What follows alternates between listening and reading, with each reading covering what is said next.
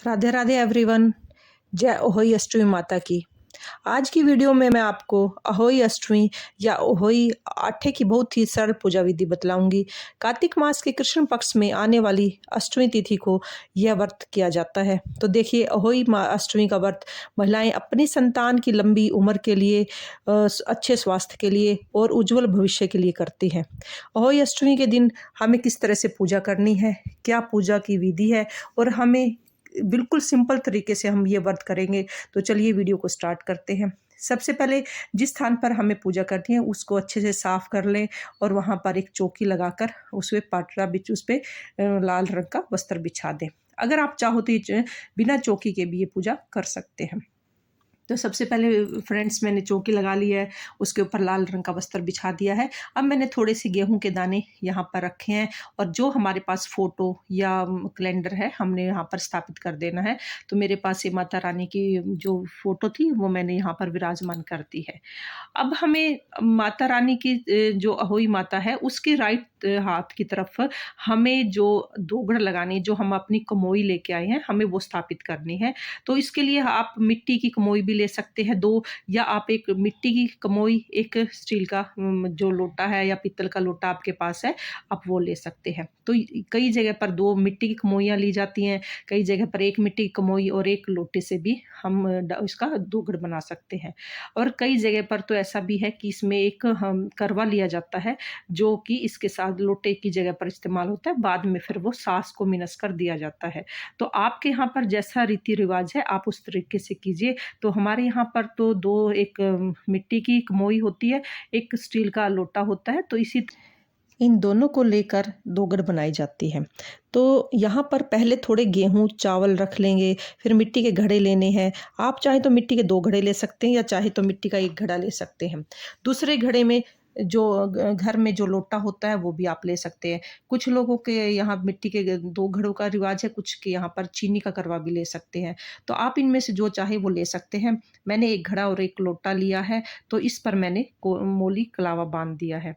अहोई अष्टमी की जब हम पूजा करते हैं तो हम इन 2 घड़ों को रखते हैं। उसे एक बार रखने के बाद किसी भी तरह यहाँ पर हिलाया नहीं जाता और दिवाली होने तक इसको नहीं उठाते हैं। दिवाली के दिन ही इसे उठाया जाता है, और या कई जगह पर ये भैया दूज के दिन भी उठाते हैं। तो इससे पहले इसे नहीं उठाना चाहिए। तो ये दोगड़ ऐसी है कि इसको हम दोगड़ को हम दिवाली पे या भैया दूज पे ही इसको उठाते हैं, और इसका ये जो जल होता है, इसको हम जल को अपने, जब हम दिवाली वाले दिन इसको अपने नहाने में या अपने घर में छिड़काव में इस्तेमाल करते हैं। तो फ्रेंड्स, अगर आपके फ़ोटो में आप गणपति जी दिए हुए हैं तो आप गणपति जी को विराजमान करने की आवश्यकता नहीं है, क्योंकि हमारे फ़ोटो में पहले से ही गणपति हैं। अगर नहीं है तो आप अलग से गणपति को स्थापित कर सकते हैं। तो उसके बाद मैंने थोड़े से गेहूँ के दाने लिए हैं, जो मैंने माता रानी के आगे रख दिए हैं, और इसके ऊपर ही मैं दीप को प्रज्वलित करूँगी। अगर आपके यहाँ पर दीप प्रज्वलित का कोई रिवाज नहीं है तो आप इसको स्किप कर सकते हैं। बाकी पूजा एक जैसी ही है। तो अगर अब हमने दीप को यहाँ पर रख दिया है, तो उसके बाद ये जो हमारी शौ माता की माला है, तो ये शौ माता की माला हम जब व्रत रखते हैं तो इसको अपने गले में धारण करते हैं। तो ये जो शौ माता है चांदी की बनी होती है, इसमें गाय और बछड़े होते हैं।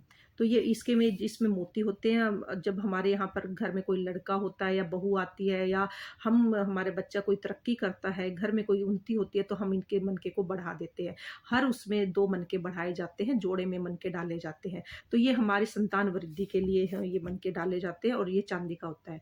तो फ्रेंड्स, ये हमने यहाँ पर शौ माता को पहना दिया, और अब हमने शुद्धिकरण करके दीप को प्रज्वलित कर रहे हैं। तो दीप प्रज्वलित हो चुका है, और अब हम सबसे पहले हम दीप प्रज्वलित करने के बाद हम सबको तिलक करेंगे। अब हमने गणेश जी को, जो भी हमारे फोटो में देवी देवता हैं, हमने सबको तिलक कर दिया है। और उसके बाद हम तिलक करने के बाद ही हम अपने कलश पर भी तिलक करेंगे, और इसको सतिया भी बनाएंगे या स्वास्तिक का चिन्ह करेंगे। तो हम, और फिर उसके बाद शौ माता की जो हमारी फ़ोटो है उस पर भी हम तिलक करेंगे, और उस पर भी हम चावल से और अक्षत और फूल चढ़ाएंगे। तो हमें सब पे फूल भी चढ़ा देने हैं, और फूल अर्पित करने के बाद ही हम भोग प्रसाद अर्पण करेंगे। भोग प्रसाद सब जगह का अपना अलग अलग रिवाज है। कहीं पतासे भोग में अर्पित किए जाते हैं, कहीं पर पूड़े बनाए जाते हैं, कहीं पर मीठा भात बनाया जाता है, तो सबका अलग-अलग है। कहीं पर शाम को भोग अर्पित किया जाता है। तो फ्रेंड, और जो ऋतुफल आपके पास है वो ऋतुफल आप समर्पित कर सकते हैं। उसके बाद ऋतुफल में भी आप जो आपके पास अवेलेबल है चीज़ वो आप उसमें रख सकते हैं। अब आप सास को देने के लिए अगर आप जो भी आपकी सास पहनती है, साड़ी है या सूट है, जो भी पहनती है, उसको आप कोई भी वस्त्र समर्पित कर सकते हैं, और वस्त्र के ऊपर दक्षिणा ज़रूर रखें, क्योंकि जब तक हम कोई दक्षिणा नहीं देंगे हमारी पूजा सफल नहीं होती है। तो जैसे भी आपके साथ जो भी चीज़ पहनती है आप उसको यहाँ पर बायने में निकाल कर ज़रूर देना। अगर सास नहीं है तो आप ये ननंद को दे सकते हैं। तो आप इस तरीके से आप साड़ी या सूट जो भी आपकी सास ननंद पहनती है वो दें। अब हमें हमारी कथा वो पूरी हो चुकी है, पूजा विधि। अब हमें कथा करनी है। कथा करने के लिए हमें एक जल का लोटा लेना है। उस जल के लोटे में हम जब कथा करते हैं तो थोड़े से गेहूं या चावल के दाने हमें अपने हाथ में रखकर हम कथा को सुनते हैं। तो कथा सुनने के बाद हमारी जब कथा पूर्ण हो जाती है, हम माता रानी से विनती करते हैं, अपने बच्चों की लंबी आयु के लिए प्रार्थना करते हैं। कथा पूर्ण होने के बाद जो हमारे हाथ में गेहूं है, उसके दाने हैं, उसको हम गणेश जी को समर्पित कर देते हैं। गणेश जी को समर्पित करें, लक्ष्मी जी को समर्पित करें, और जो बाकी हमारे गेहूं के दाने या चावल के दाने बच जाते हैं उसको लोटे के जल में डाल दें।